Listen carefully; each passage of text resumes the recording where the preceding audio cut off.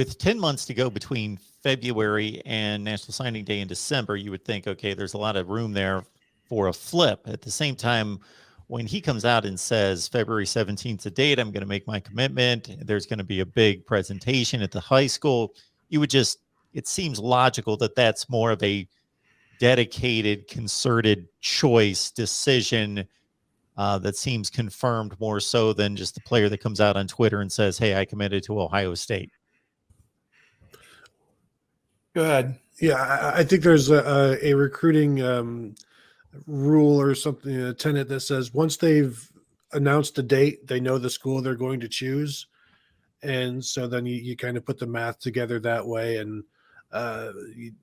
like and then you also have Justin Fry coming in and creating this, relationship. And then shortly after they get together, there's, we've got a date set for the commitment, and you put all of this stuff together, the math together, and it should check out on Ohio State's side.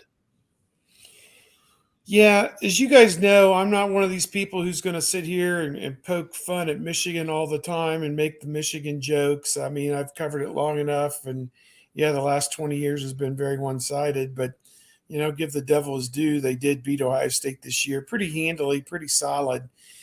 And yet, basically from the moment their playoff game with Georgia ended, maybe from the moment it kicked off, all of that goodwill and all of that good feeling for the Michigan program seems to be dissipating. And,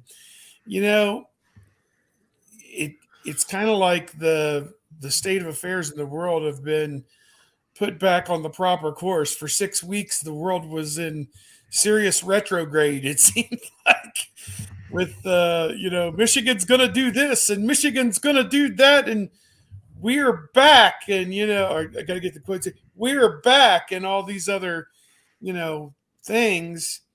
And I just think that this, if it turns out it's Ohio State, is endemic, that what we've seen for the last 20 years is going to prevail, because this since that Georgia game has been a mess. And, you lose both coordinators off the team. Jim Harbaugh basically put the program on cruise control for 6 weeks as he courted every NFL team that could have him.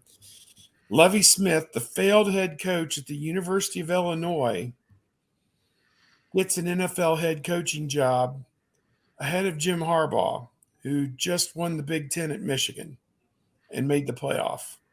You just have to stop. And I know both coaches coached in the Super Bowl. I was going to say, Jim Harbaugh, who coached in the Super Bowl, and I forgot the ancient history that, yes, Lovie Smith coached in the Super Bowl as well. Correct me if I'm wrong, guys. Was that the one in Miami where it rained and it was Indianapolis, Chicago, and Purple Rain and Prince, and kind of that magical Super Bowl with Peyton Manning? And did Peyton Manning win his first Super Bowl that day? Yeah. The deal? That was the same year Devin Hester opened the Super Bowl with a kickoff return, just like Ted Ginn opened the national championship game with a kickoff return. Yeah. Losing both games with those kickoff returns. Yeah. Yes. And I read a documentary about the whole Prince thing. That was pretty amazing how that halftime show came together. They were like concerned he didn't want to go on in the rain, and next thing they know, they looked up on the stage and he's up there killing it. So, we could only be so lucky to have a halftime show this Sunday night that lives up to the greatest of all time from that one. But here's Lovie Smith of all people as a National Football League head coach again, and Jim Harbaugh's not.